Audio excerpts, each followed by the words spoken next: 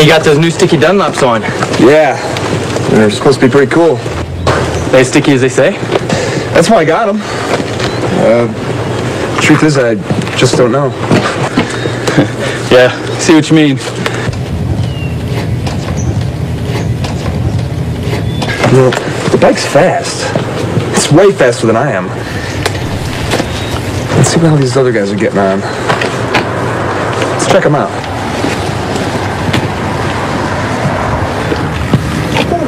Whoa. Oh, whoa. Now, this guy's brave. He can really lean it over. Hey, look at those foot pegs all ground away. Jeez. And that tire. Gosh. Can I help you, gentlemen, with something? Is this your bike? Yes, she is. Hey, how do you do something like this with a bike like that? I guess I learned a few things in my days. Yeah, I guess so. You got any advice for us? Advice? It's a very interesting topic. You brake straight up. No way, pup. Trail brake. All the time. No, bro, I'm pretty sure you're supposed to counter steer in the turns.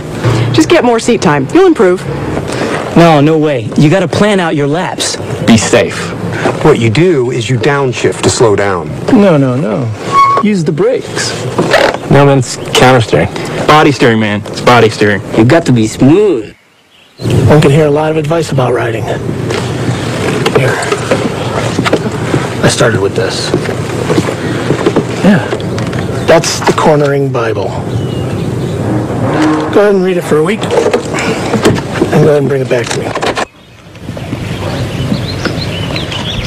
All right, thanks. No problem. Take it easy, guys. Thanks, you too. You see you around. Hi, I'm Keith Code. We hear lots of advice about how to ride. Some of it's destructive advice, some friendly advice, and some useful tips. Let's see how advice stacks up against the technology of riding. Take how to steer as an example. Most often, our first vehicle had 3 wheels, like this tricycle. Turn the bars to the right, and it goes right. Turn to the left, and it goes left. Simple. Our first ventures out on 2 wheels usually involved training wheels. Now we have a 4-wheeler. From the tricycle experiences, we instinctively turn right to go right, and it works. In the time-honoured method of training, we raise the training wheels. Now we have a recipe for disaster. We've lost 2 wheels. It's now a frighteningly unstable machine. The child expects it to steer like everything else she's ridden. Look what happens though. She steers to the right and the bike tips over to the left, just like all 2-wheeled devices. Let's go for it. Hey. Even with all the bad advice, out of our sense of survival, we somehow make it work. She doesn't have her balance But do yet. we Lower the training understand wheels. You'll kill the her. underlying technology of it? Look at how the keys are. All 2-wheel vehicles steer differently to 3- and 4-wheelers. To go right, you apply pressure to the right handlebar. That action initiates the turn. The bike then leans over and the front wheel turns into the turn. It's called counter steering. That's why training wheels are so confusing at first. It's counter to everything the child has learned. There you go. There you go. Hey, good job. Listen, kid. Steering is simple. You just push down the inside peg, pull the bike in with your knee, push the handlebars down, and lean your body in. Oh, really? I didn't know that. It was false and misleading advice like that led me to invent the No BS or No Body Steering bike. Let's see if it will help us sort out the facts of steering. I've grafted an extra set of bars on this bike. The whole idea was to take the handlebars out of the equation to discover what so-called body steering really does. The extra throttle on the top bars allows the rider to maintain his speed. Even with massive shifts in body weight without any input through the handlebars, the bike only vaguely changes direction. This would never get you through the corkscrew at Laguna Seca. Foot peg weighting is another myth. Even with his entire body weight on one peg, this bike merely veers off course, and once his course is set, the pressure has even less effect. Good advice doesn't always put the rider in real control and can prevent us from properly being able to do this. A little counter-steering with bar pressure gets the job done and puts the rider in control. Here, we have mounted a simple pointer on the tank to illustrate counter-steering. Let's take it for a ride and see what happens.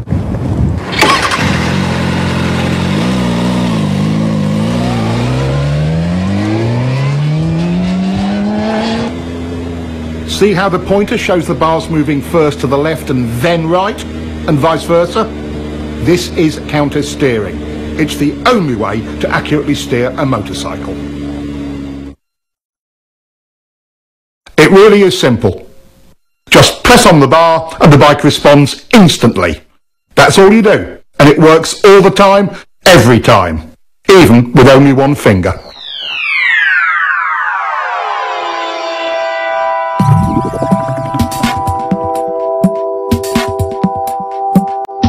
The idea that we lean to steer comes from the fact that when you lean right, you unconsciously pressure the right handlebar, and that counter-steers the bike right.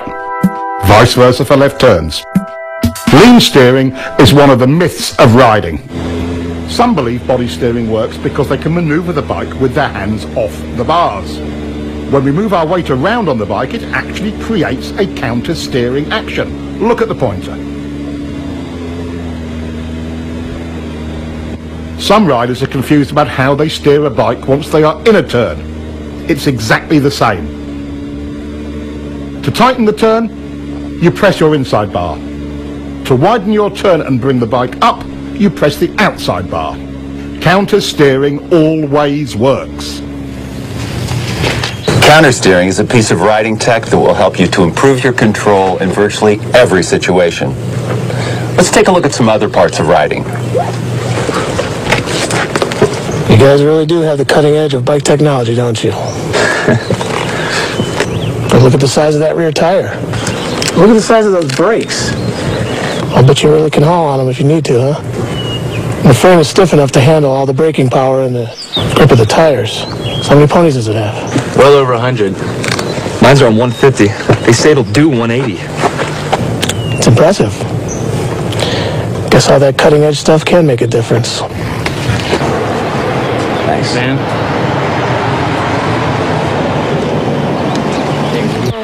But sometimes the cutting edge cuts the rider. What's needed is the riding technology to match the machine's technology. After over a century of development, motorcycles are truly precision cornering machines. But that doesn't eliminate rider error. What stops most riders from being able to use all of that potential?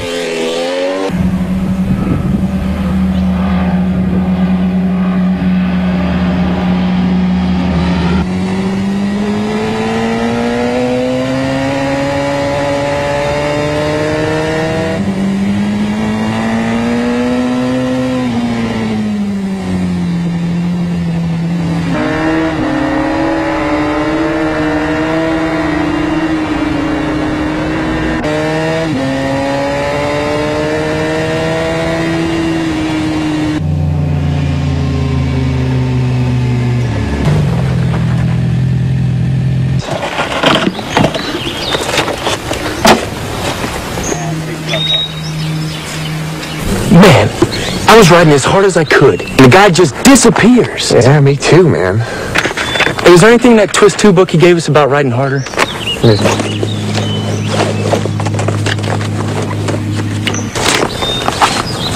Here we go. To make real improvement, riders can expect to reach a high level of technical skill, but only if they ride at 75% of their limit. Everyone agrees that in some fashion, survival reactions... Survival reaction? What's that? It's like fear? Yeah. Survival reactions, or SRs, are the ever-present barrier to riders reaching their goals. That's right. Every time I try to up the pace, I get myself into all sorts of problems. It's like I'm afraid to push my limits. But I'm not sure what I'm afraid of. It's me too. It's definitely my personal limit. I describe it more like a Mild panic. Oh, let's ride. Let's see if we can get out. Where's my key? Where's my key? What do you mean? I never took it out. It's not here. Look in the bag.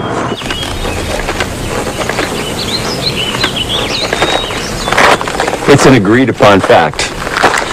Our instinctive survival reactions, our SRs, ruin a rider's hopes of being confident and in control.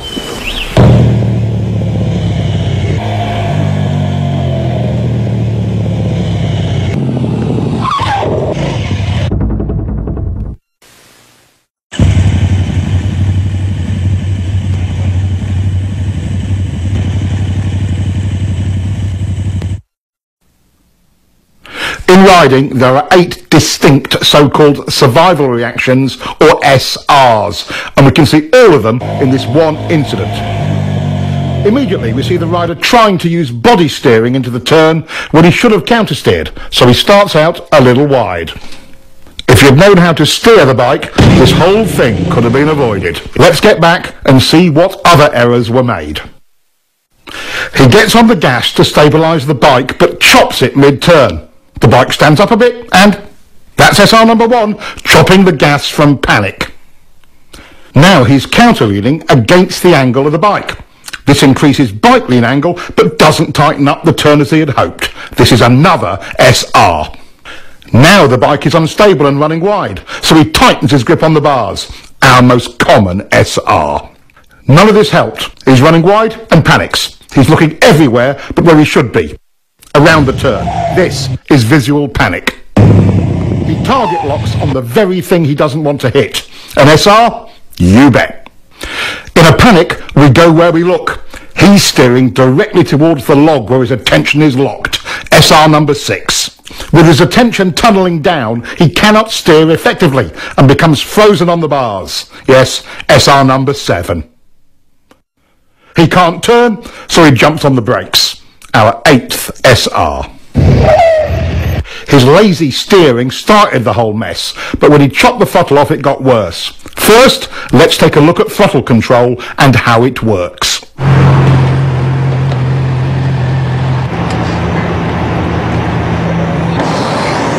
How'd you feel? My bike felt terrible on those turns back there. How was yours?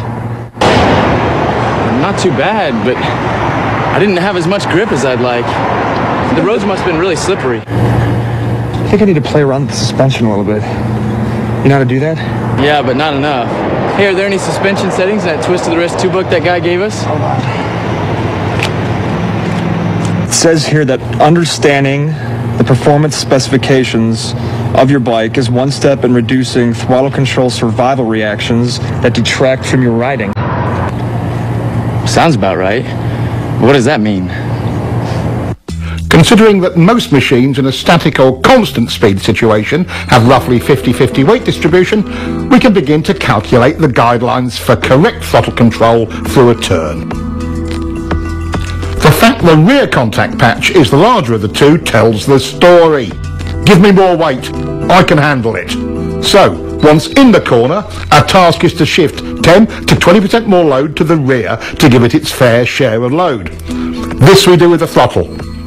Technically speaking, we want a slight 0.1 to 0.2 Gs of acceleration to accomplish that.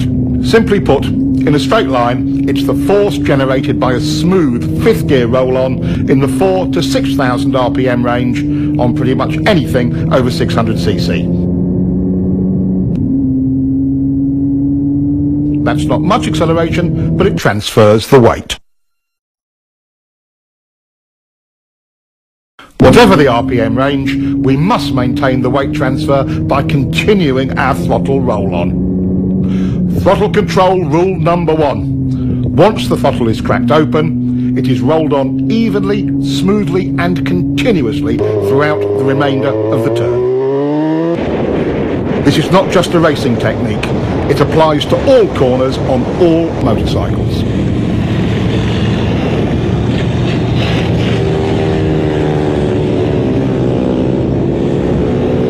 Once the correct transfer of weight is achieved using the throttle, Any big changes in that weight distribution will reduce available traction, which is especially important in poor traction conditions.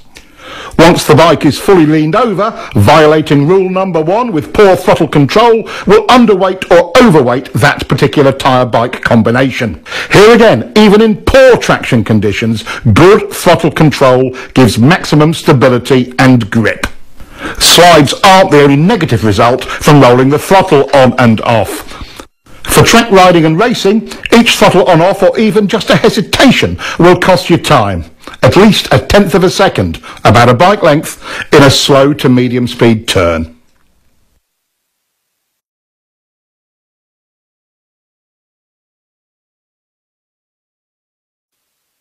In higher speed turns, the same throttle error will cost you even more.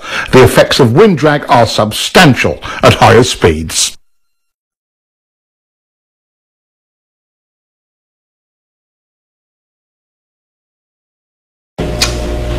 If the surface is slippery, do you want to overload the front or rear tires? No! Correct.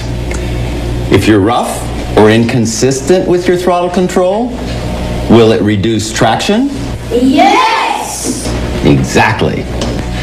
If you have good throttle control, will the weight be distributed properly on both the front and rear tire? Yes! Exactly. Now, what is throttle control rule number 1? Once the throttle is cracked open, it is rolled on evenly, smoothly, and constantly throughout the remainder of the turn. Good. Now, repeat that to yourself 1,000 times.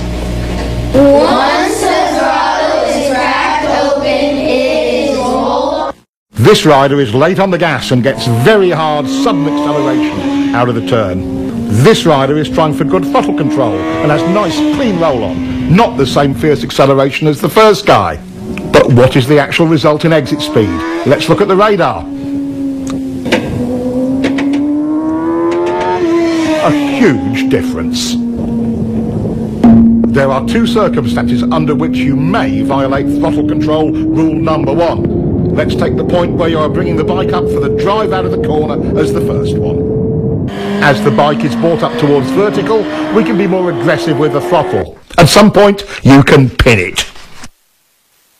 Coordinating your throttle roll-on with bringing up the bike is how to maximize your drive off of any corner on any size bike.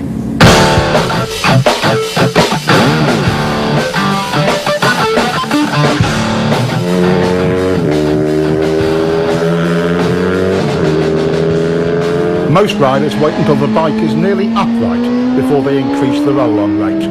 The skill of it is in accurate timing of the pick-up and roll-on. What difference does it make? Quite a lot.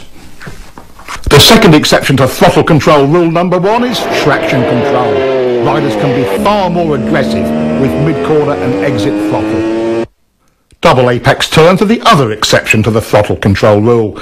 Since you're actually dealing with 2 turns, it's okay to roll off or stop the roll on between the 2.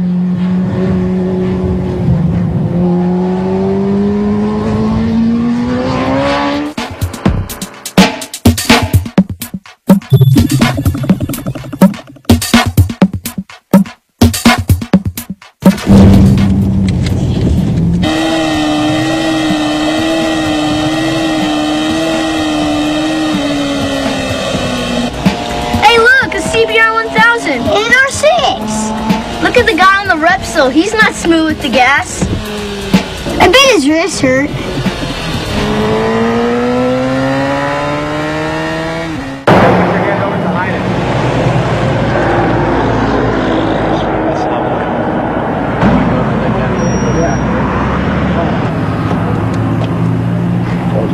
Told ya. What are you looking at, kid? Your tires. What do you kids know about riding? Once the throttle is cracked open, it is rolled on evenly, smoothly, and constantly throughout the remainder of the turn. How long have you guys been riding? About 3 months. Have you guys ever been in a riding school? No, but we got this book this guy gave us. Yeah, just keep reading it. Come on, boys. It's time to go.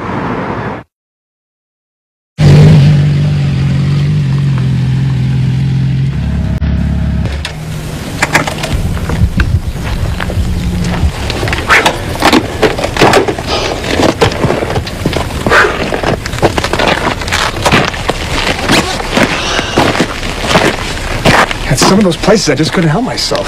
I kept rolling in and out of the throttle. That was cool. Completely perfect the whole time. Really? That's funny, because I still can't get a continuous roll on. That's SR1. Rolling out of and on and off the throttle when you shouldn't.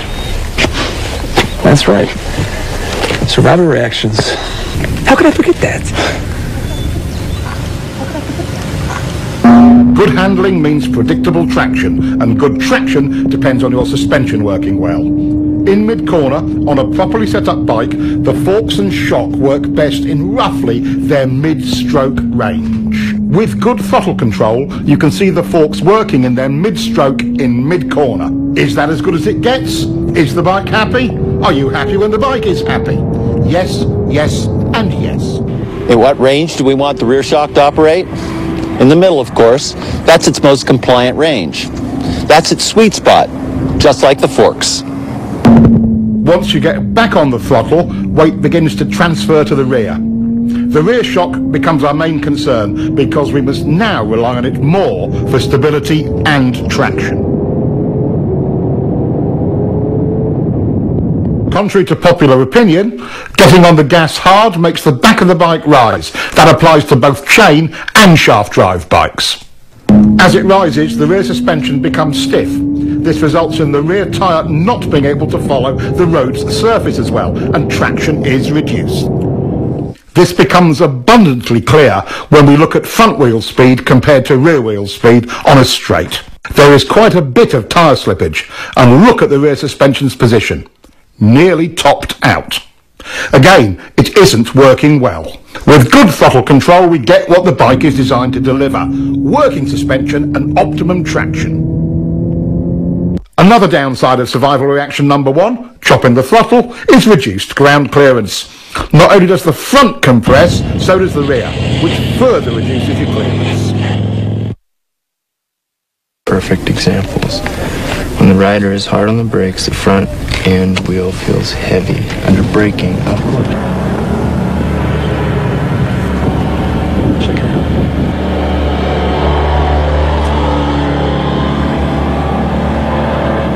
Man, he is smooth. Good throttle control allows the suspension to work properly, and the bike is smooth.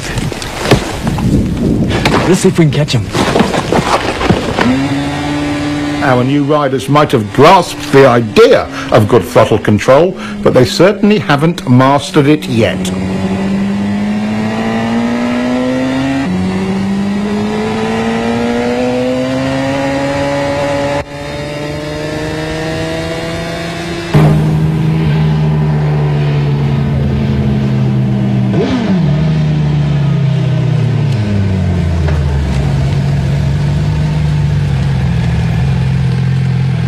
Talk to you later. Bye.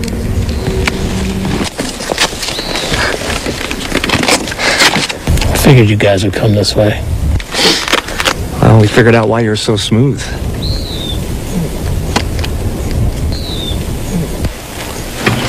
They've got it. Your forks, shock, and suspension settings create the potential for good handling. Your throttle control brings that potential into reality.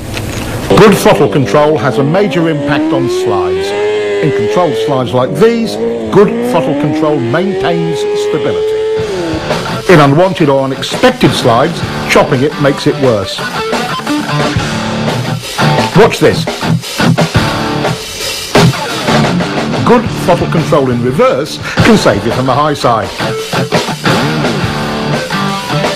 His smooth roll-off works much better. Practice your roll-off as often as your roll-on. When the time comes, it could make all the difference.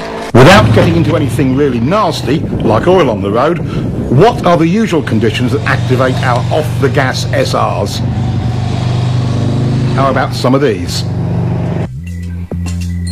Water and sand are two big concerns for most riders. While you must not be aggressive with the throttle in situations like this, you certainly don't want to chop it either. What is your best bet if it's really slippery? Well, pick it up as best you can. The less lean angle, the better.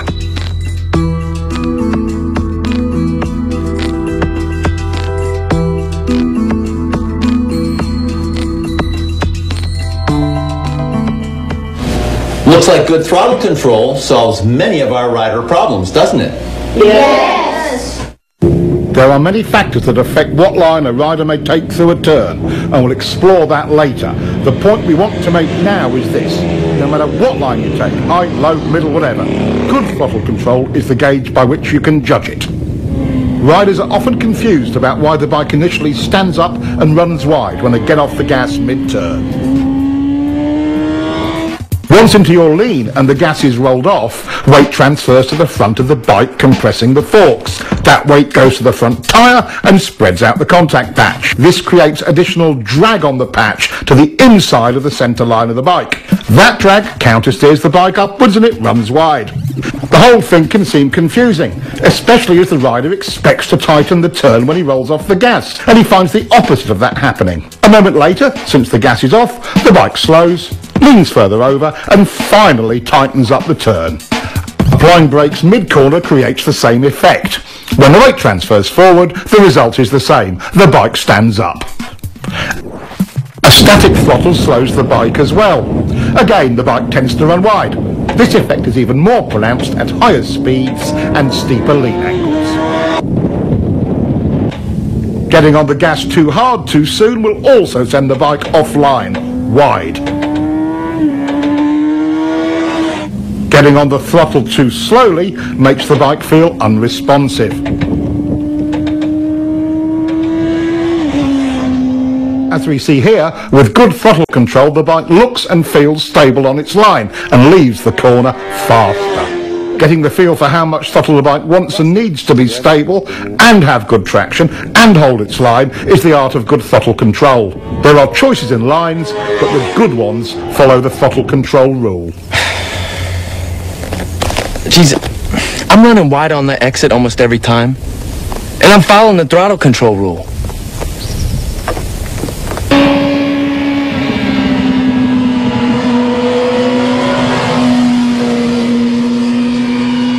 It doesn't make any sense.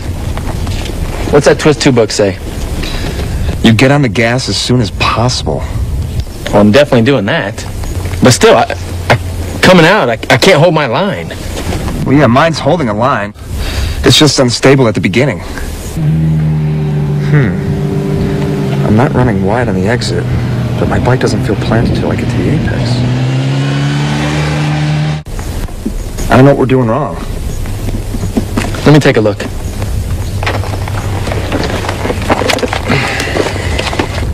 Aha, here we go.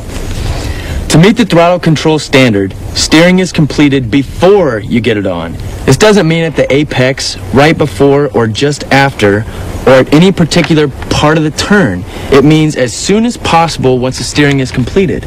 I never thought of that. See, I was told you have to wait until you get to the apex. I've been scared to get it on before that. Let's look at all 6 of the off-the-gas results and see why it's so important to follow the throttle control rule and get back to the gas as soon as possible once the bike is turned. Weight transfers forward, changing our available traction. We've lost our suspension's mid-stroke sweet spot. The bike will tend to overreact to rough pavement and can become a bit twitchy. By creating some instability, the bike initially tends to run wide. As we saw before, we lose ground clearance on both ends of the bike. And lastly, the bike slows down. These are the 6 results you get from waiting too long to get back on the throttle. Getting back on the gas as early as possible solves all of these. The bike becomes planted and predictable, But can you get on the gas too early? This rider got greedy with the throttle way too early, but the solution was correct. Roll off, reduce speed, repoint the bike, and then roll back on. To add lean and throttle at this point of the turn is a common cause of crashes. But this is the way it really should be done.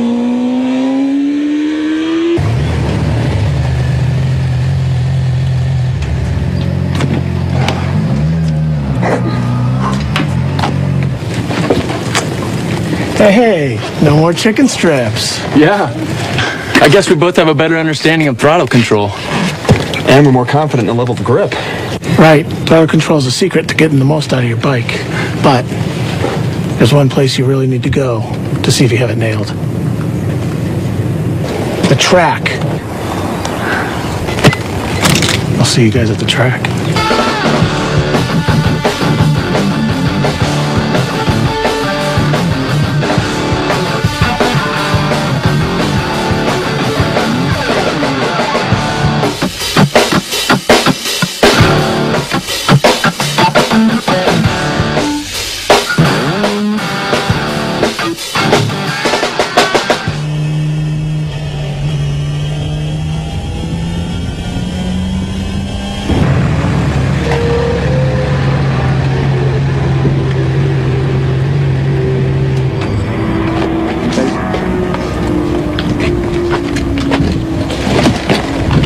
I stayed with you all the way to that fast turn. Man, you just pulled away like a train.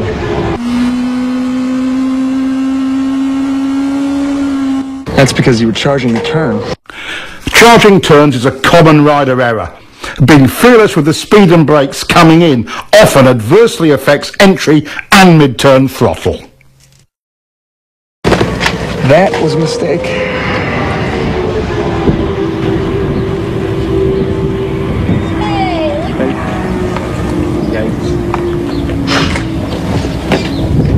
All right, so when my arm is rising, I'm rolling on, and when it's falling, I'm rolling off. So my left hand is telling you guys what my right hand is doing, okay?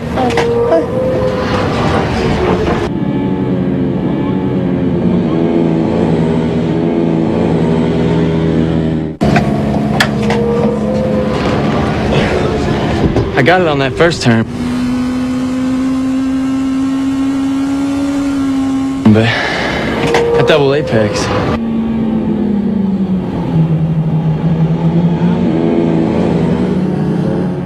Well, man, you're still charging the turns. Yeah, you're right. That's SR number one in another form. I'm greedy with the gas going in there, then coasting and losing too much speed. Charging your turns just masks your sense of speed. Let's take a look.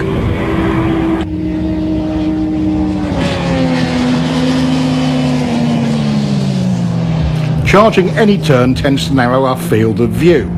When we lose our reference points, it affects our sense of speed. This is one of our SRs. Our new rider is still charging corners and chopping the gas. That will cost him turn entry speed and a clean early roll-on.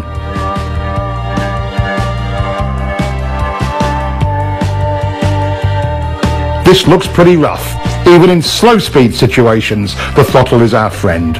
Nothing else will stabilise the bike.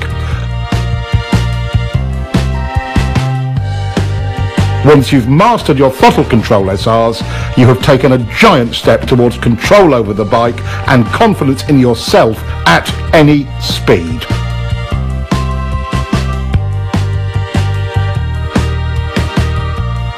Understanding your bike's needs and wants is important. You don't have to be world champion to see throttle control optimizes your bike's suspension, smooths out rough surfaces, helps you hold your line, and optimizes traction in practically every situation.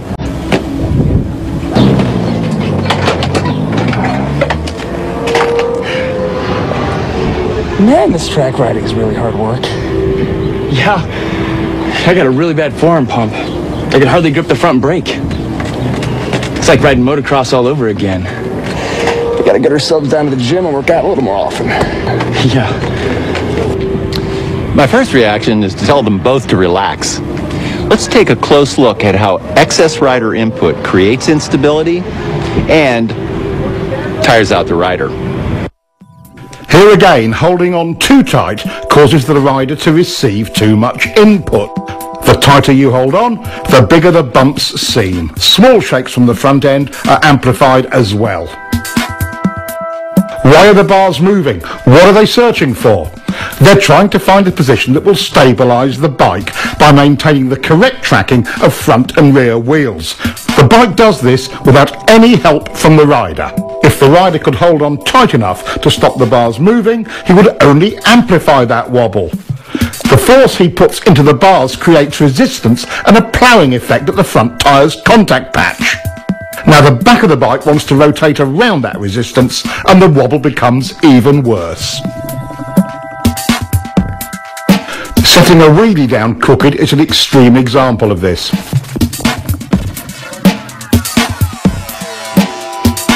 Let's look again. When the front wheel is not in alignment with the bike's direction of travel, there is a huge resistance created at the front contact patch. The wheel immediately tries to realign itself with the bike's direction of travel. Take a look at the massive deformation in the front tyre as it sets down. When the rubber springs back into alignment, the front end shakes. Look at the difference in front end shake the rider is creating when he is too tight on the bars. Being stable on the bike but loose on the bars reduces bike twitch.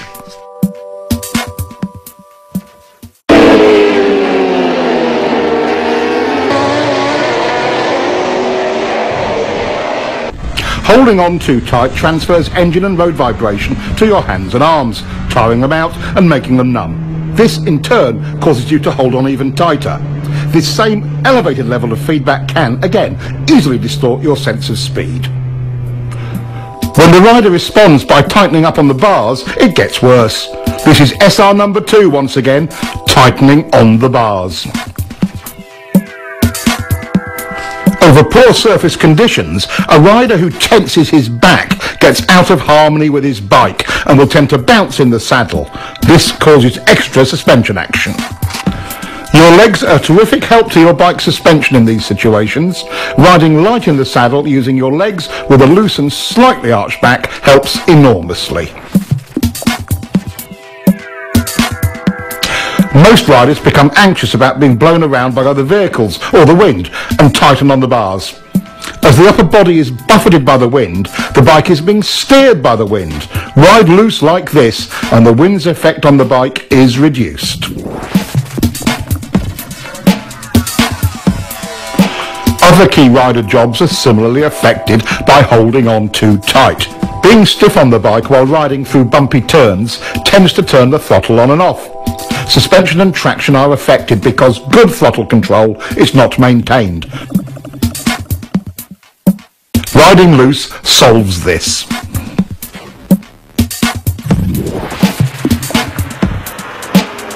Riding rigidly can shake your helmet and blur your vision. The more you try to brace yourself and hold your head still, the more it shakes. This can even make your neck sore. Limber and loose is smooth. Do you ever find yourself making steering corrections while in the corner? This is another part of survival reaction number 2, gripping the bars too tightly. As the bike runs wide, or feels like it's running wide, survival reaction number 2 kicks in and steering corrections occur.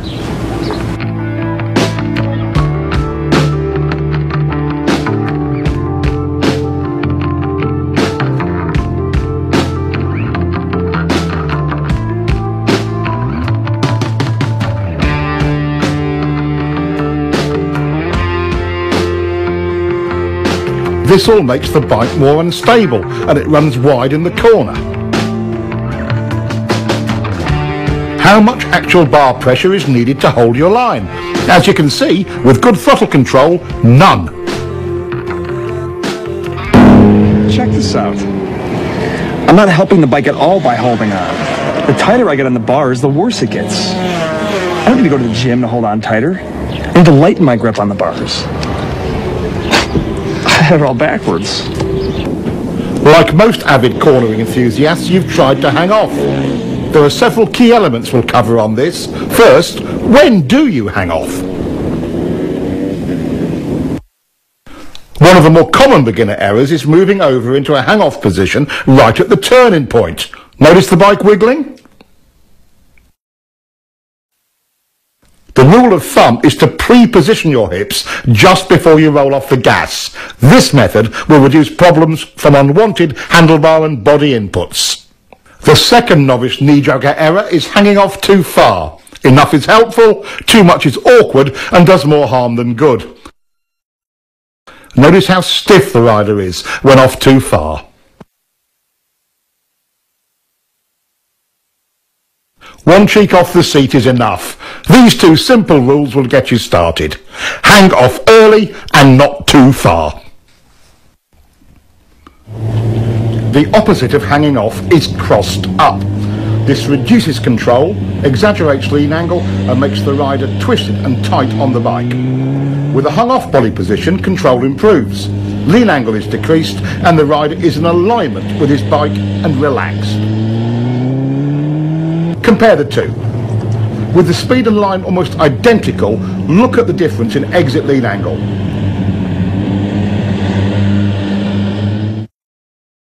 Less lean equals more throttle and better drive. Now let's compare straight up riding with hanging off and see if there is a difference. Here he is riding straight up. Once again, at nearly identical speed and line, there is a measurable difference in lean. Body position on the bike can positively or negatively affect your riding. He could have gotten over sooner for this corner. Getting over before turning, he's smooth as silk entering the turn. Both errors here, moving over while turning, and he's off too far. The problem is compounded when you lose connection with the bike. He's remedied that. Now back up a bit. There he goes. His arms can now be loose and relaxed. When the whole body position and turn entry package is done right, it affords a rider the maximum of control with the absolute minimum of effort. Here's another view of a clean, loose run through a turn. The human machine works this way. When the lower body is unstable, we must rely on our arms and torso for support. Once the lower body is stable, we are at liberty to relax the torso and get great body position. Notice how much lower he can go without tension. Let's look at the difference between his moves on the bike when disconnected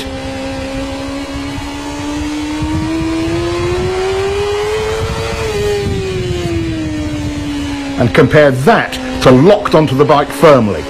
Much more relaxed and in control. The crossed-up riding style looks even worse from on board. Everything about the rider is twisted and unnatural. Head, shoulders, even eye position is strained. One last look at the difference between riding crossed up and stiff on the bike and riding in alignment, well connected and loose.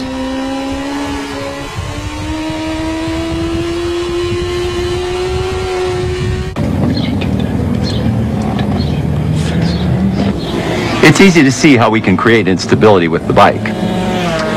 What design features do sport and sport touring bikes have to help prevent that? Why do sport bikes even look the way they do?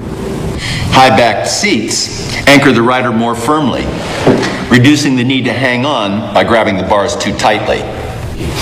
Large tanks help provide a better perch on the bike. Some riders use it for elbow or forearm rest during cornering. They can also provide a resting place for the upper torso. Knee cutouts on the tank's side provide a more stable way to hold on, allowing the rider to use the bars less. Rear set foot pegs are really important. They give the rider a more stable perch for moving around on and steering the bike. If this bike had cruiser pegs like this, it would be unrideable. In fast turns, trying to anchor yourself firmly on the bike requires something to hold on to. Unfortunately, the inside bar is the handiest thing, resulting in the rider pulling on it. This makes the bike go to the outside of the turn because you are counter steering. Gripping the bike with one or both legs eliminates this problem. Resting an elbow on the tank can help. The hanging off style can have another unfavourable side effect. By pulling yourself from one side of the bike to the other using the bars, you will make the bike wiggle. Anchoring yourself firmly on the bike and using your legs to move reduces unwanted handlebar input and avoids the problem. Is a motorcycle truly out of control when it's sliding? How do you save it when the front or rear tyre gives up traction? Why don't the fast guys always crash when their bikes slide? While wiggles and shakes are distracting, there is a far more dramatic and deadly result from survival reaction number 2. That's being too tight on the bike. This is the stable position for a front wheel during a slide. What would happen if the rider resisted this movement? When you counter the front end's natural attempt to stabilise the bike, you create resistance at the front contact patch, making the slide worse, and turning into high sides like this.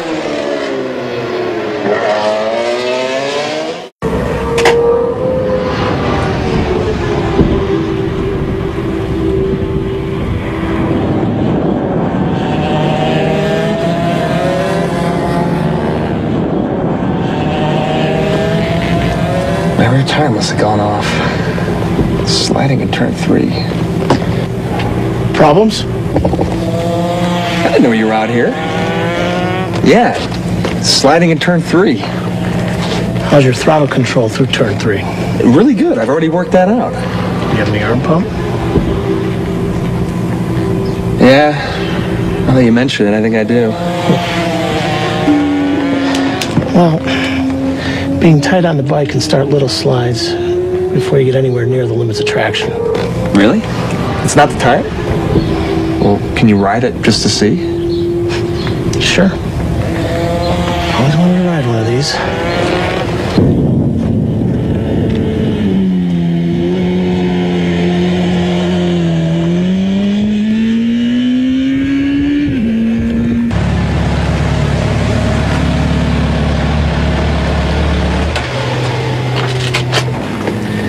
So how was it?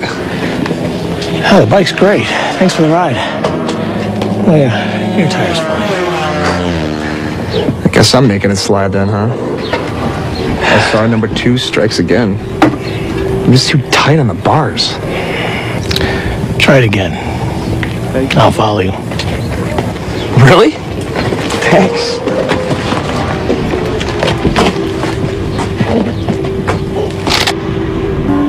While he may not be really fast yet, our new rider is making real progress.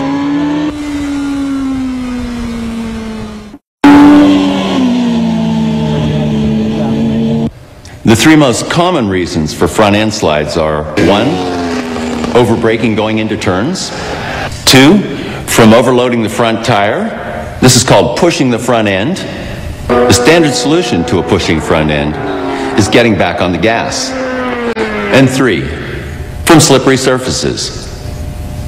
Fighting the front will make you crash. Letting the bike do its own thing, relaxed on the bars, is the right choice. You are dangerous to yourself to the degree you let this survival reaction number 2 grip you in its claws. Take control by doing nothing. Let the bike stabilize itself. I'm getting a lot of head shake over turn 6. I think it's my shock or forks. Guess it could be a bad tire. Does it happen every lap? Yeah. No. Maybe once every 2 or 3 laps at first. Then it did it every lap. I had to pull in. See, here it says bikes don't do anything every few laps. Only riders do.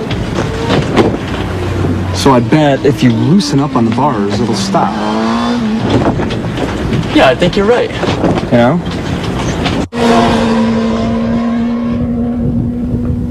We can contribute to or detract from the bike's inherent stability by understanding its demands and eliminating any unwanted or unneeded inputs. Take braking. With the weight forward, stiff arms and up on the tank, the bike stoppies. With less bar pressure and the rider stabilised by the tank, the bike is more stable. Back in the seat with loose arms gives controlled braking. Even with severe lock-up, control is much improved. An all too common error is twisting to the inside of the bike. He's trying to gain stability but creates tension. Even if you don't hang off the bike, stabilising your body is still important. Gripping the tank with one or both of your knees as you go into and through the turn is simple and efficient. The more firmly you anchor yourself, the easier it is to relax your torso and arms. For mid-corner, suspension is set up for a given amount of weight fore and aft. The bike cannot compensate for you moving around on it. As we've covered already, get into your fore and aft position on the seat early and stay there.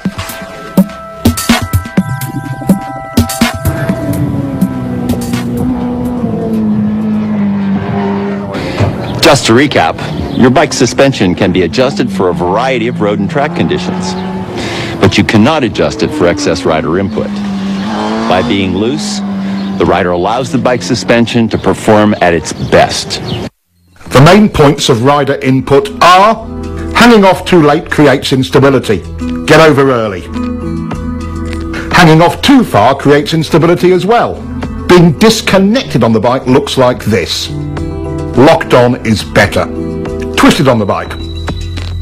Going with the bike. The seat provides stability, and so does the tank.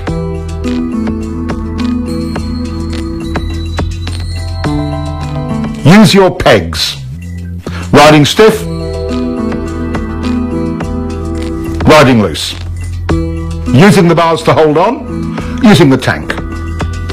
Tight equals front end shake. Loose is stable. Crossing on the bike. Going with it. Tight, it slides. Loose, it recovers. Acceleration head shake. Acceleration stability. Braking instability. Locked on in the seat gives good braking stability. Yep. All those things have happened to me. Yeah, you should just let the bike do the work. I'm causing my own handling problems and making myself tired. Stabilising the bike is the rider's goal in any corner. Throttle error or entering a corner too fast are two of our known enemies in getting that result. But perhaps the most important of all is your line through the turn. Having a poor line through any corner makes the rider's job of stabilising the bike with good throttle control all but impossible. We've already explored counter-steering and know it gives us effective and precise control of the bike's direction. But there are three underlying principles to steering that you must understand. There are three tools we use for executing our line. One, where you begin the turn.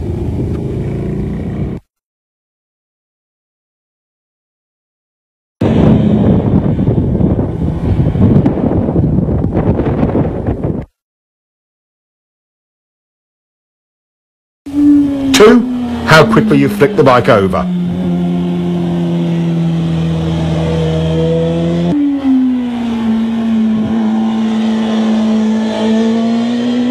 Three, how far you lean it. Let's investigate the first one, where you start the turn and see how it can affect your cornering.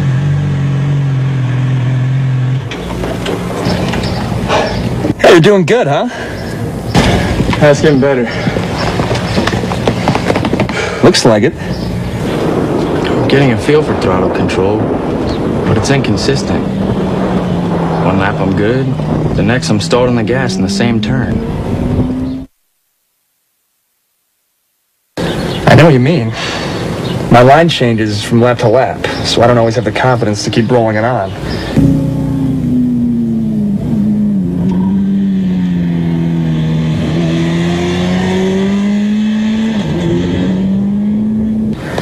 Gets to me. Yeah, that happens to me too. It totally blows my confidence and I'm right back to rolling it off. I hate when that SR happens. Yeah, well, it says here that there are 11 things that are influenced by where you turn into a corner. 11 things. Guess what? Both of our problems are on that list. Really? Yeah. But what is the solution? What can you do to bypass these problems? The answer is too simple. Find and use a good turn-in point. Finding a turn-in marker and using it will give you consistency. It helps you avoid problems like inconsistent lines and throttle errors. How can you find a good line? Once you establish a reference point, the trial and error method will tell you what works and what doesn't. That tar snake on the pavement is a good reference point. He tries a later turn-in, but that chops up his brake release. A little earlier runs him too wide and the throttle goes off and on. Right after it, he carves a clean line and, most importantly, the throttle control is great. Let's look at some cornering theory. What kind of line would allow you to get back on the gas most easily for good throttle control throughout the corner? One that starts here? No. Good. One that starts here? No. All right. How about this one? Starts here? Yes. Good. There are actually 11 ways your turn entry position or your turn-in point affects how you corner. First, let's look at your overall corner speed. He's taking an early turn-in, resulting in an inside line. It's plenty fast coming in, but slower mid-turn and exit. Turning in later, trying to straighten out the turn, allowed him to get back on the gas earlier. Your entry point has a huge effect on overall corner speed. While the low inside entry had a high approach speed, it was slower mid-corner and exit.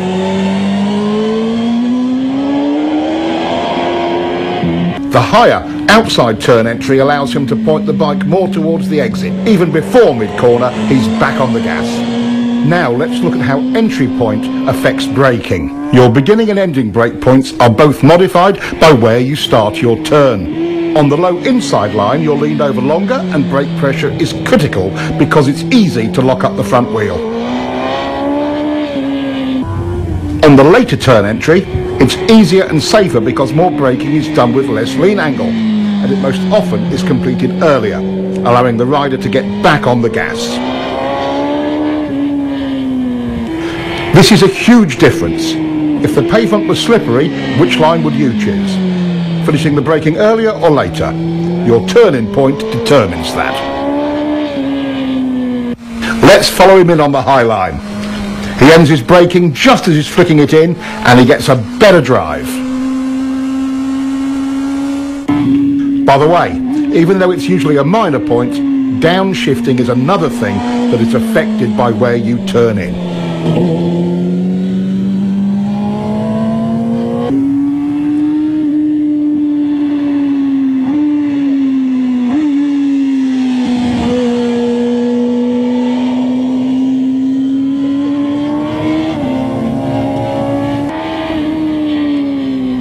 Of the key tools of turning, one is how quickly you can get the bike over. It's easy to see how the early and later entries compare in this regard. The low entry requires lazy steering. You can't flick the bike onto its line. The later turn-in allows for a decisive steering commitment to the turn. Mid-corner and exit stability and speed start when the gas comes on. Watch both lines to see where the gas comes back on.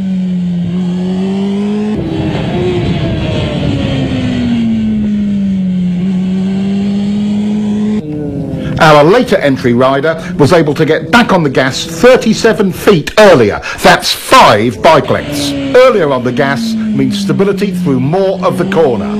Your turning position has an enormous effect on that. That's 6 points so far. A good drive off the turn is number 7. Low line entry checks your drive because number 8 on the list, lean angle, also comes into play.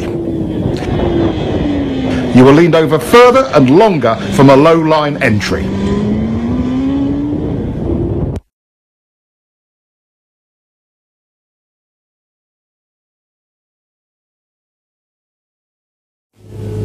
Seeing a line that is taking you too wide does not inspire confidence.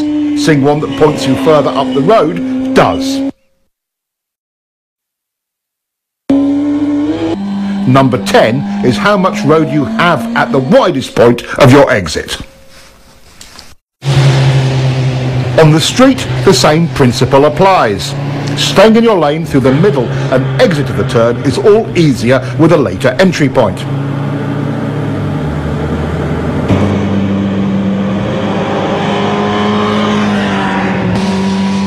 This helps reduce panic and provides riders with a greater margin of error in regard to oncoming traffic. The 11th and final aspect that is affected by our turn point is mid-corner lean angle correction. While they may seem like a fact of life, they're a common rider error that results from this same tech point, early turn entry.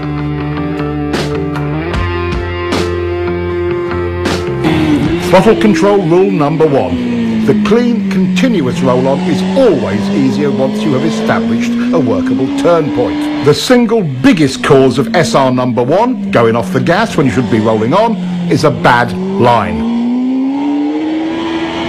We now know all 11 aspects of your riding that are affected by your turning point. Let's quickly review them. 1. Where the brakes go on. 2. Where the brakes go off. 3. Where the throttle comes back on. 4. Where the bike is pointed once fully leaned over. 5. Where will you finish the turn? How wide will you run at the exit? 6. Where will you downshift? 7. How much lean angle will you use? 8. How many, if any, steering corrections will you make? 9. How quickly or slowly will you have to steer the bike? 10. How much speed you can approach the turn with? 11. How quickly or slowly the throttle may be applied. Good. Those are the 11 things affected by your turning point. Now, let's look at how quickly you turn the bike and how that affects your cornering.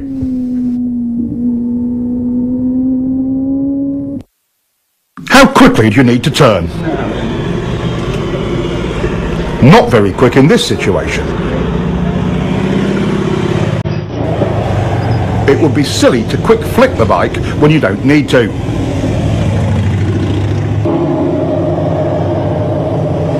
Here's the perfect flick rate.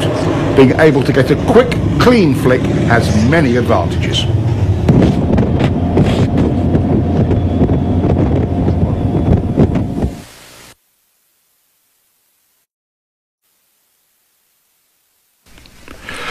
How does the rate you flick the bike affect your line in any series of corners, like these S's?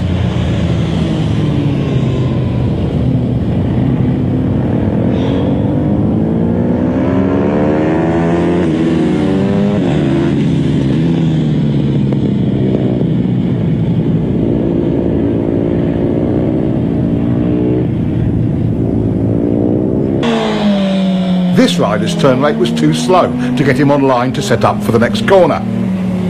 This rider makes the same approach, starts his turn at the same place and is running the same speed and with a quicker flick. His setup for the next turn is a perfect line and it will work exactly the same way for you.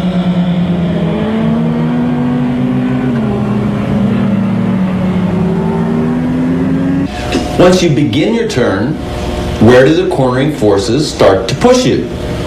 Outside or wide in the turn. Exactly. If this is your intended line, and you're lazy bringing the bike over, where will you go? Outside or wide in the turn.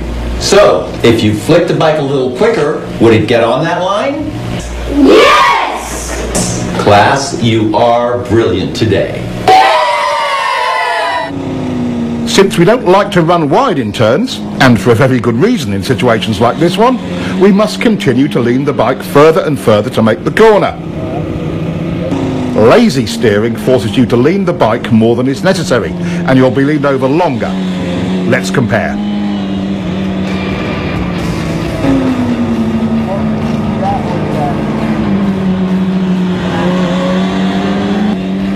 The quicker flick brings the bike onto the desired line. No extra lean needed. Look how much space he has on the outside of the turn. That would come in handy on the street, in an emergency, or on the track for speed.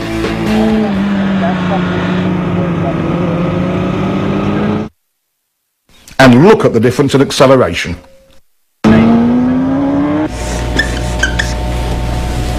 What are the immediate benefits of getting the bike turned quicker? More control. Yes, that's true. But why do we have more control and confidence? Earlier in the gas, better throttle control. And better traction. It's not leaned over as long. More choices on your lines. You get on your line earlier. Less lean angle. I think you've got it.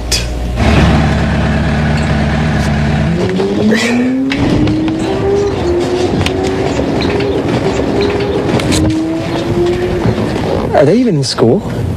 Maybe that's a version of homeschooling, huh?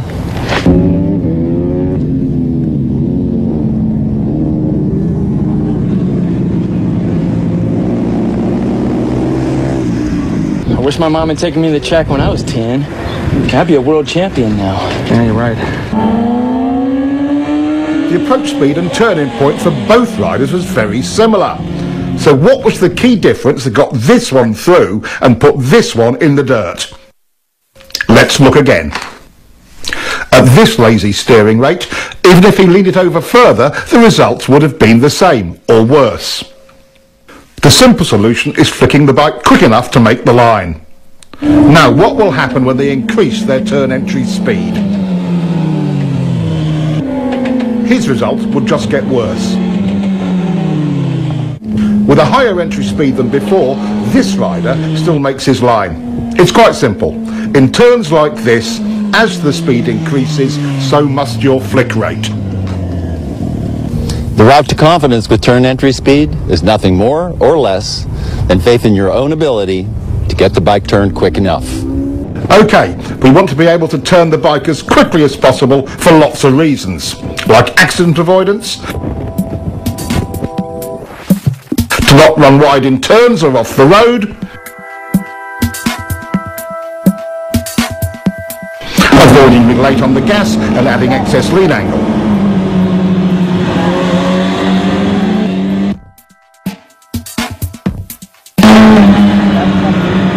Not to mention, you'll get a better drive.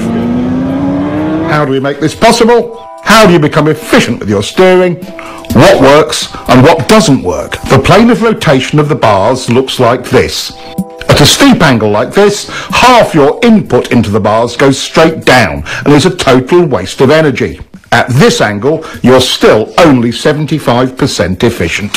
Here, your input is in line with bar rotation and is 100% efficient.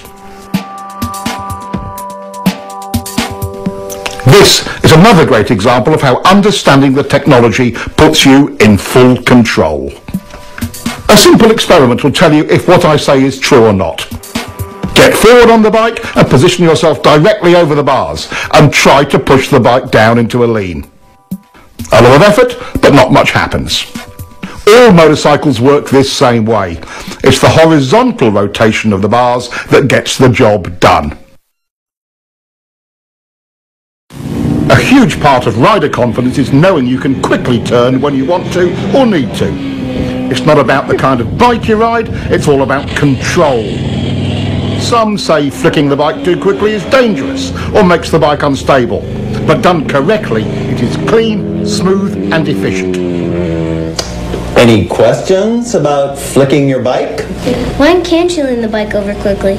Okay, let's figure it out. Could you quick flick your bike if the pavement were wet or slippery? No! Could you quick flick on a cold tire or cold pavement? No! Could you quick flick with a handful of front brake? No! Could you quick flick with a tire that was brand new or not scrubbed in? No! You, could you quick flick with totally worn out tires? No! Do you need to quick flick your bike at low speeds? No! Now, do you get the idea? Yes! Our two new riders have come a long way towards understanding how the bike steers and where to turn it. Their confidence to lean the bike more is a direct result of that. Riders who understand this both look and feel in control of their bikes.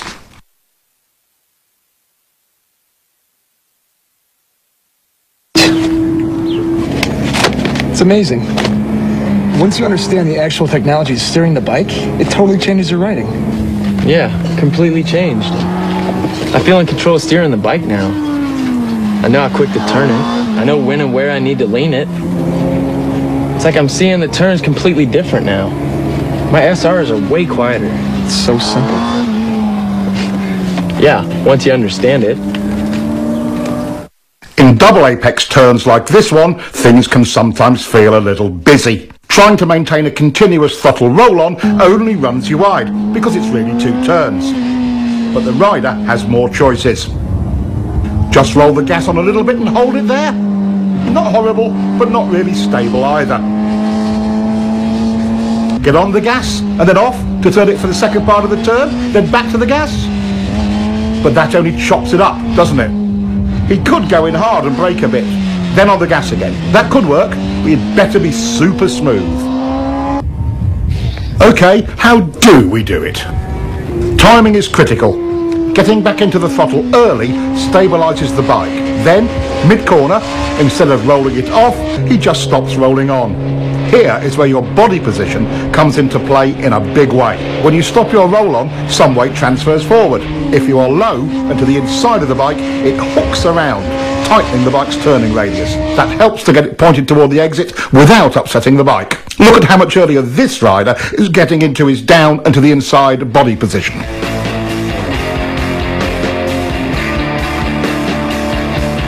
Here we see an average hang-off position.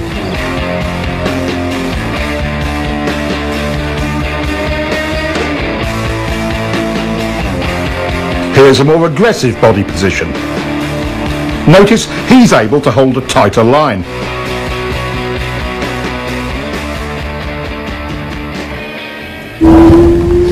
Now that's the hook turn technique, and can work in almost any cornering situation.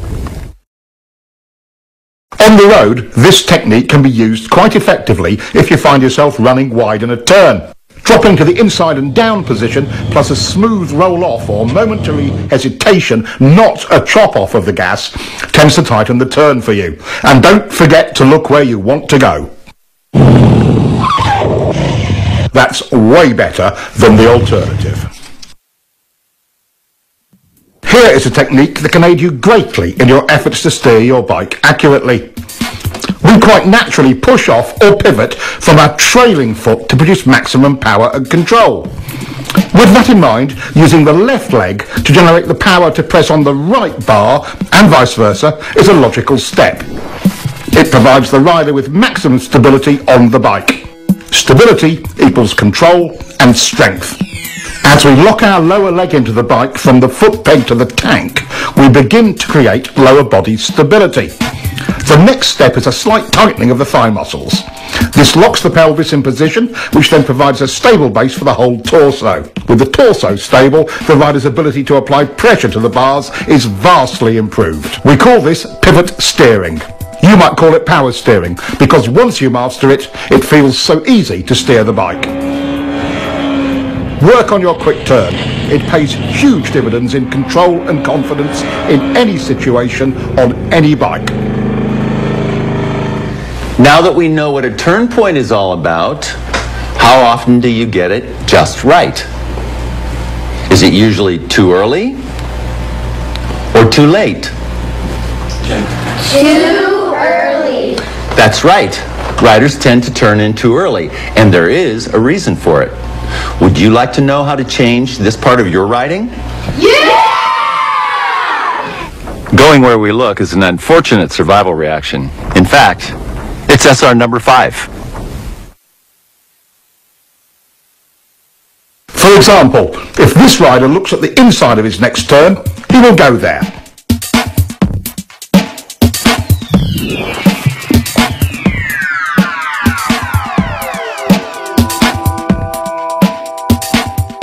Once our attention becomes fixed on something, we steer towards it. In common parlance, it's called target fixation, and that's what causes riders to take too early an entry into corners, or run wide, like this.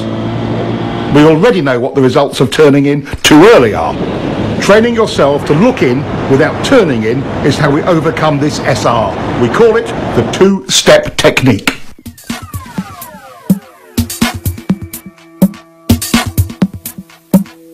It's also the key to finding a line that doesn't take you in too early, even on unfamiliar roads. Your first step is to estimate a turning point on the road ahead. You don't know the road, so you're just establishing a temporary reference point. Step 2 is find your mid-corner position. Where you clip the inside of the turn is your apex. The trick here is looking in to find it without turning the bike in at the same time. Now he looks in, but notice how he is staying wide in the corner. Now, would you be able to see a line from this position? No. Keep looking, but don't turn yet. How about from here? Not yet, but it's getting better. Okay, now you can see your apex clearly. That's exactly where your turning point should be. Nothing provides more confidence than knowing you're on a good line, and it does wonders for your throttle control.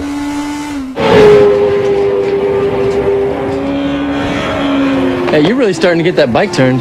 Yeah, I just wish I was more consistent with my lines. I'm feeling kind of lost. Well, you know there's 4 chapters in here about vision. There's a technique in one of them. It's called the two-step that's supposed to help. Two-step. Let's take a look and see if we can sort out his inconsistent lines. He ran pretty wide on that pass. Let's see how he is timing his look in and turn in. Big mistake. He's looking and turning. Now he's not running as wide, but it's another different line. The two-step visual technique solves more than just where to turn into a corner. It can also help with your consistency. In the end, your lines will only be as accurate and consistent as your visual skills. Knowing exactly where you want the bike to go before entering, using the two-step technique handles that. Applying the two-step technique allows the rider to gain space and time at the entry of the turn, to apex and pick up his next turn point accurately. Once you truly learn to lead with your head and eyes, you'll be able to enter all corners smoother, more accurately, and, for track riding, usually faster. It's as good as it gets. Using the two-step turn entry technique also helps combat the look-in, go-in early SRs. By training yourself in this technique, you will always be 2 visual steps ahead in every turn entrance. Wow, what a great technique! I don't feel rushed to the turn point. I mean, at all. No, me neither. Hey, that two-step works. Hard braking can be both confusing and terrifying. No other control action on the bike can produce such dramatic results with so little effort. Most riders' survival reactions run wild under heavy braking. Brake technology has come a long way.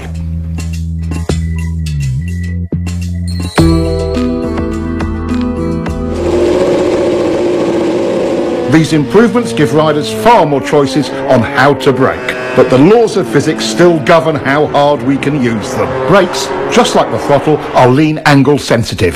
The more lean angle you use, the less you can use either of them. This brings up all kinds of questions about technique. Should I do all my braking straight up? Or should I trail the brakes into the turn?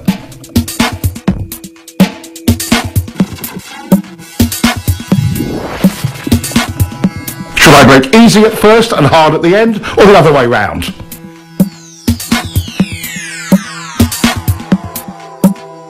How about easy, then hard, and then easy again?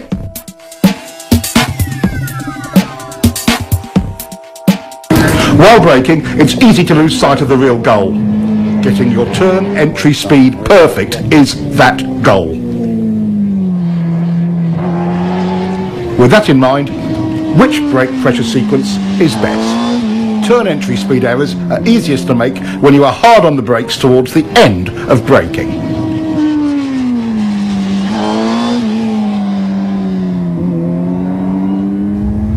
In the fine art of braking, gradually trailing the brake off is the way to accurately find your entry speed.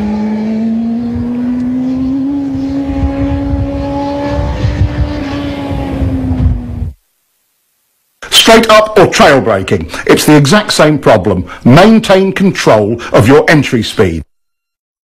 Overbraking, SR number 7, often creates other problems like poor throttle control and extra steering corrections. Both unsettle the bike and can even cause excess wheel spin. Panic braking in the middle of turns is something we try to avoid because it stands the bike up abruptly. Unconsciously, we apply pressure to the bars to maintain our line.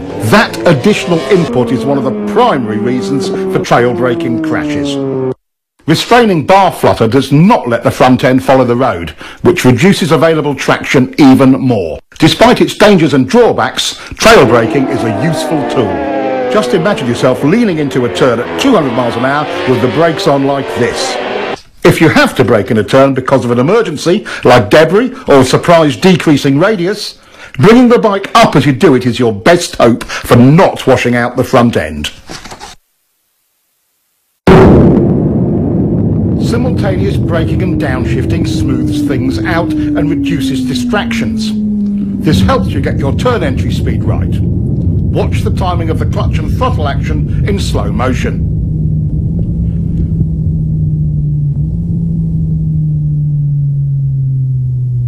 Slipper clutches seem to make this unnecessary, and modern electronics will probably make it an obsolete technique someday. Too bad. It's quite fun when you get it right the old-fashioned way. Riders come up with all sorts of strange variations to solve braking and downshifting. He's downshifting first and braking later. That's unnecessary engine abuse. Use the brake first. Pads are cheap, engines are expensive. Some just downshift and don't bother to use the brakes at all. In some situations, when brakes aren't needed, that's okay. But again, pads are cheap. Letting the clutch out slowly seems to solve it for some riders, but that's just extra wear and tear on the clutch and drivetrain.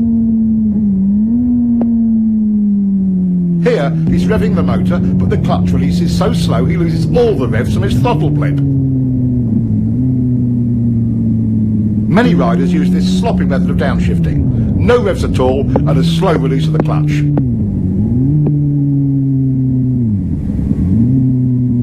Getting too big a throttle blip over-revs the motor and causes the bike to surge forward with each gear change. Another common error is over-revving and varying the brake lever pressure from the exaggerated wrist movement. This is choppy and causes the bike to pogo. Too early downshifting uses the engine as a brake and over-revs it. Not revving the bike between shifts and inconsistent brake pressure pogos the bike up and down. Here, he's shifting and easing out the clutch slowly. That takes time and attention.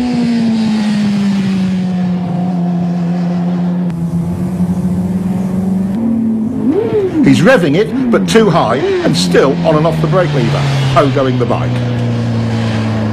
Making clean downshifts and maintaining control of the brake lever throughout will help. Letting your fingers slide over the brake lever while you control the pressure works really well. Downshifting without the clutch is another way of handling it. Careful timing of the throttle blip and the gear lever makes it surprisingly easy and smooth, with or without a slipper clutch. It may take some practice to make them perfectly smooth.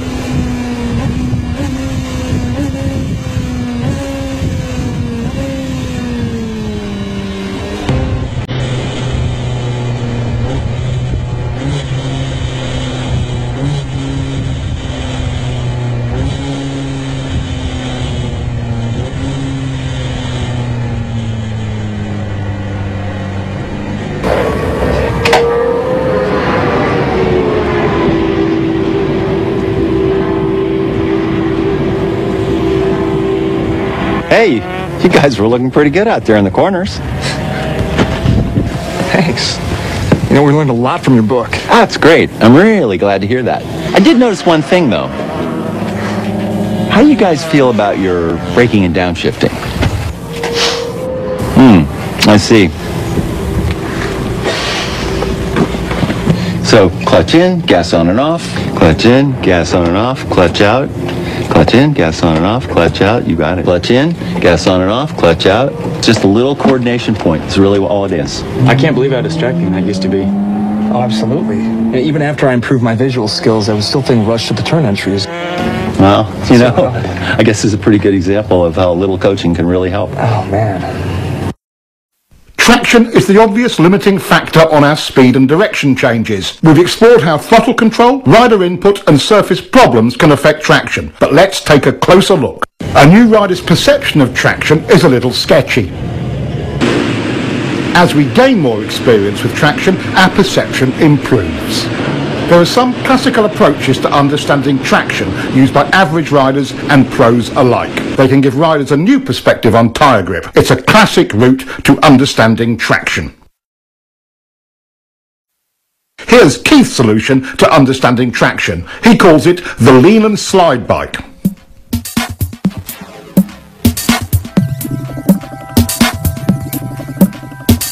About this time, most riders would chop the gas in panic. It takes a lot more to lose traction than most riders think, but there are situations you should be aware of. Of course, if the tire was new and not yet scrubbed in, or too old, too cold, tire pressure was wrong, over or under inflated, if you were riding on a slippery surface or a polished surface, leaning the bike over too far, other mechanical problems, it would slide. The slide bike helps train riders to avoid slide errors. Watch what happens when he chops the gas.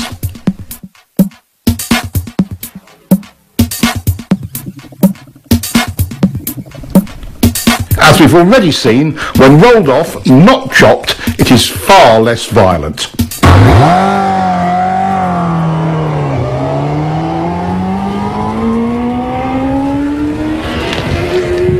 Overriding the grip of new or cold tires is a classic novice riding error. Even at relatively modest lean angles and speed, a cool tire on a cool day can surprise you when you first go out. It doesn't take much to slide. Tire grip and temperature are proportional. A cold tire feels like it has maybe 25% its normal grip. A warm tire on a warm day feels more like 75% or more right away. Don't be a fool. Gradually bring the speed and the temperature up. Never trust the tires. Trust yourself. Learn to bring them up to temperature according to conditions. In generally good conditions, as we have here, modern tyres deliver excellent traction. Good throttle control is the foundation that allows a rider to explore the limits of traction. Even with good throttle control, a small slide can start or get out of hand when the rider is tense. The rider's ability to be comfortable with traction limits depends upon having the key elements of throttle control, rider input and visual skill.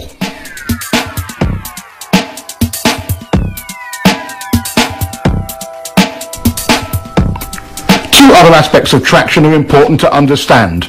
The more lean angle you use, the less side grip you have. The solution?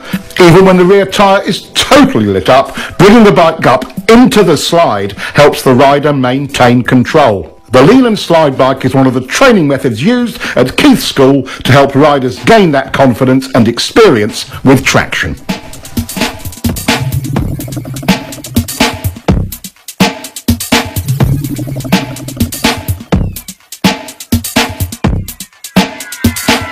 All 7 factors, visual skills, steering, turn points, line, rider input, lean angle and picking up the bike must be under the rider's control for him to be confident with the throttle and with traction.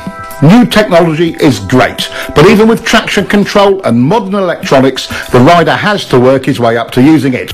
Being in control of these 7 factors is the quickest and easiest route to confidence. I'm so stoked. This twist tube flip really helped my riding out. Totally. Feels like I'm making improvements every ride I take.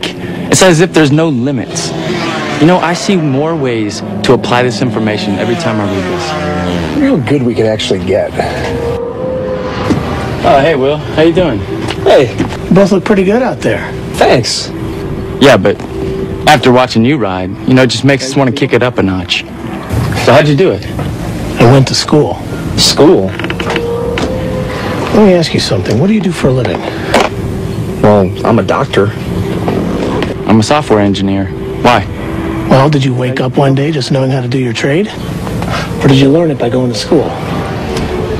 Okay, point taken. So, how do I find a school?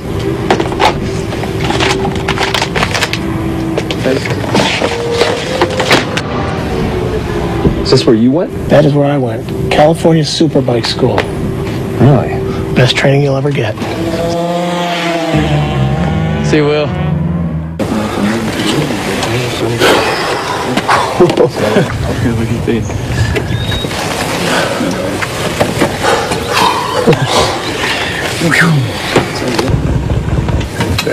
You guys must really push it hard. How do you ride that thing to the edge? I've learned a few things over the years. You got any advice for us? Advice? There's a lot of advice out there, guys. Why don't you get the real tech on riding? We'll lend you this copy of the Cornering Bible. We'll be here next weekend. You can give it to us then. Twist the wrist, too. Oh, thanks a lot, guys. No problem. Looks like I have to get myself another copy.